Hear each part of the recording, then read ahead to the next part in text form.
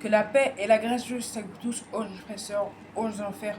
Luc 13, du verset 1 jusqu'au verset 9, et on commence à par grâce suivante. Alléluia, gloire à Jésus. Seigneur, nous te disons merci pour ta grâce et ta miséricorde. Merci Seigneur, merci pour ta bonté. Tu es le Dieu d'amour. Que ton nom seul, Jésus, soit élevé au siècle des siècles.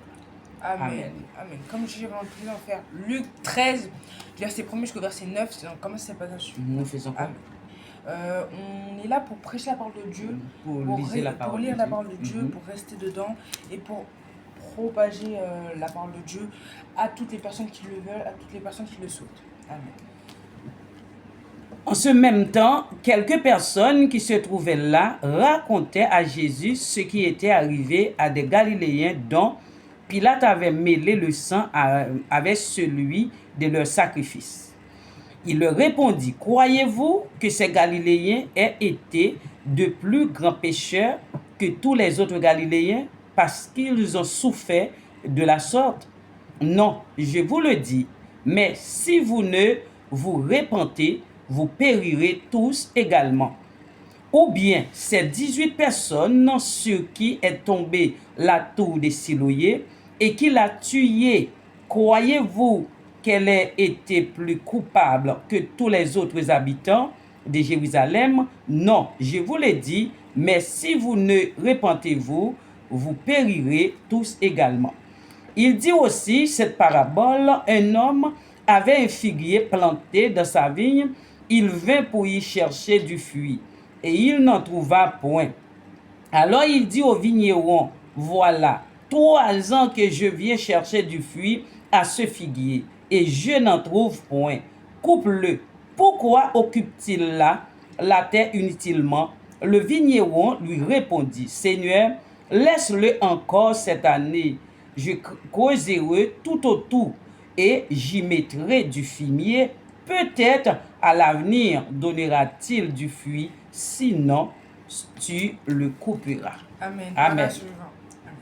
En ce même temps, quelques personnes qui se trouvaient à raconter à Jésus ce qui était arrivé à des Galiléens dont Pilate avait mêlé le sang avec celui de leur sacrifice. Il leur répondit, croyez-vous que ces Galiléens aient été de plus grands pécheurs que tous les autres Galiléens parce qu'ils ont souffert de la sorte? Non, je vous le dis. Mais si vous ne vous repentez, vous périrez tous également. Ou bien ces 18 personnes sur qui est tombée la tour de Siloé et qu'elle a tué, croyez-vous qu'elle ait été plus coupable que tous les autres habitants de Jérusalem? Non, je vous le dis. Mais si vous ne vous repentez, vous périrez tous également. Il dit aussi cette parabole. Un homme avait un figuier planté dans sa vigne. Il vint pour y chercher du fruit et n'en trouva point. Alors il dit au vigneron, voilà 3 ans que je viens chercher du fruit à ce figuier et je n'en trouve pas. Point. Coupe-le. Pourquoi occupe-t-il la terre inutilement? Le vigneron lui répondit, Seigneur, laissez-le encore cette année. Je creuserai tout autour et j'y mettrai du fumier. Peut-être à l'avenir, il donnera-t-il du fruit, sinon tu le couperas. Amen. Alléluia, gloire à Jésus. Comme fait à chaque fois, c'est très important de méditer la parole de Dieu. Alléluia. C'est ce qu'on nous a fait aujourd'hui. Amen. En ce même temps, quelques personnes qui se trouvaient là racontaient à Jésus ce qui était arrivé à des Galiléens dont Pilate avait mêlé le sang avec celui de leur sacrifice. En ce même temps, on rappelle ce qui s'est passé la semaine dernière. On nous avait parlé de justice, de savoir essayer de se réconcilier entre nous, de chercher la réconciliation verbale. Après, de voir si la personne ne veut pas, de se dire on a raison, on peut aller devant le juge, voilà, de ce qui s'est passé. Et aujourd'hui, on nous dit, en ce même temps, des gens ont raconté à Jésus ce qui s'est passé après que Pilate ait mélangé le sang de certaines personnes, des Galiléens, avec le sang de leur sacrifice, ce qui était une chose vraiment, une opprobre vraiment que pour toutes les personnes. Il n'y a pas un clan qui ne disait pas que c'était pas une opprobre vraiment de mélanger le sang d'une personne qui est plus le même sang qui coule dans leur veine avec le sang des sacrifices de leur Dieu. Vraiment, c'était quelque chose d'horrible. Il leur répondit, croyez-vous que ces Galiléens aient été de plus grands pécheurs que tous les autres Galiléens? Et du coup, il leur répondit, est-ce que vous croyez que ces pécheurs qui sont morts à cause de Pilate, mais qui ont commis, entre guillemets, une faute parce qu'ils ont été mélangés, leur sang a été souillé, mélangé à leur Sang des bêtes. sacrifice, est-ce que vous pensez que eux-mêmes c'est des plus grands pécheurs à cause de ce Parce gros qu'ils péché? souffraient de la sorte. Voilà, ils ont souffert de la sorte. Non, je vous le dis.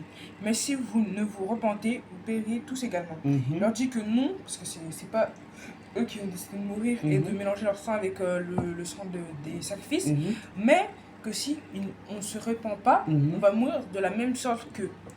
Du coup, ou bien ces 18 personnes sur qui est tombé la tour de Siloé et qu'elle a tué, croyez tous qu'elle ait été plus coupable que tous les autres habitants de Jérusalem. Voilà, du coup, ou bien même ces 18 personnes qui sont mortes malheureusement à cause de la chute de la tour de Siloé, est-ce qu'ils ont été plus coupables que les autres habitants de Jérusalem pour autant? On va voir ça. Non, je vous le dis. Mais si vous ne vous repentez, vous payerez tous également. Il leur dit non, malheureusement, ils ne sont pas plus coupables que les gens de Jérusalem. Mais si on ne se repent pas, malheureusement, on va périr comme eux également. La repentance veut dire quoi? Repentir, c'est un vif regret après une faute. Et c'est essayer de chercher le pardon, la réconciliation après avoir fait une faute du coup par rapport à ça. Il leur dit aussi cette parabole. Un homme avait un figuier planté dans sa vigne, il vint pour y chercher du fruit, il n'en trouva point. Du coup, un homme, il avait une vigne, souvent ces gens, ils avaient des personnes pour s'occuper des vignes, des fermes et tout ça. Et du coup, un homme, il avait une vigne où il avait planté un figuier, et du coup, souvent, il venait aller voir comment allait son figuier. Alors il dit au vigneron, voilà, 3 ans que je viens chercher du fruit à ce figuier, et je n'en trouve point. Coupe-le. Pourquoi occupe-t-il la terre inutilement? Du coup, il lui a dit, ça fait quand même 3 ans, même si je ne suis pas vigneron, ça fait quand même 3 ans qu'il y a un même figuier qui est là dans ma vigne, qui ne donne ni fruit, ni aucun truc. Et qu'il utilise l'espace utilement alors qu'on peut planter d'autres fruits, d'autres arbres qui peuvent rapporter soit plus, soit être utile à la famille pour manger. Du coup, et il leur a dit pourquoi ça utilise l'espace utilement. Coupe-le. Le vigneron lui répondit, Seigneur, laisse-le encore cette année. Je creuserai tout autour et j'y mettrai du fumier. Du coup, le vigneron, il a dit au Seigneur, s'il vous plaît, Seigneur, laissez-le encore une année. Je vais faire des efforts, je vais mettre de l'engrais, du fumier, je vais creuser autour pour essayer de le faire donner des fruits. Et verset 9, peut-être qu'à l'avenir donnera-t-il du fruit, sinon tu le couperas. Il lui a dit, si à l'avenir, avec tout ce que je vais faire, il donnera du fruit, on peut le garder, mais s'il ne donne pas de fruit, c'est bon, on peut le couper. Parce qu'après, ce serait du gâchis de le couper si tôt. Mais les trucs là, c'est qu'on voit un rapport entre le fait de se repentir et l'arbre, le figuier dans ce verset-là. Le figuier qui est nous, qui devons donner du fruit, qui devons donner des choses, de l'adoration, de la gloire au Seigneur, que si on ne donne pas ce fruit, des fruits, à quoi servent-on? À quoi rester ici? C'est-à-dire que le Seigneur dit souvent aux gens quand on ne donne pas de fruit de couper l'arbre, malheureusement, et que du coup, l'intermédiaire qui serait la repentance, qui serait le pardon, qui dit au Seigneur, laisse-le encore un peu de temps pour voir s'il va se repentir, pour voir s'il va venir vers moi pour essayer de donner du fruit. Et si à ce moment-là, il ne donne pas de fruit après un certain temps, coupe-le et arrache-le vraiment. Ça veut dire que vraiment, c'est à ce moment-là qu'il faut vraiment se repentir, montrer au Seigneur le pardon qu'on doit montrer dès le début et de se dire aider les autres aussi. Voilà, aider les autres, parce que une personne en plus dans le Seigneur, c'est une victoire gagnée. C'est une victoire gagnée entre nous. C'est-à-dire que mieux vaut faire du bien entre nous et d'essayer d'aider les personnes près de nous que de faire du mal bêtement pour aucune raison.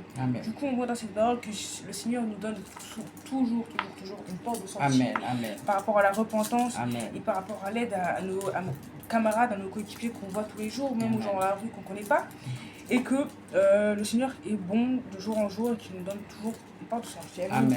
Non, on n'a pas de question, mais nous disons le Seigneur merci. Cette parole, c'est une parole forte. Voilà, qu'on a lu aujourd'hui, qu'on a expliqué, on va prier pour la foi. Amen. Amen.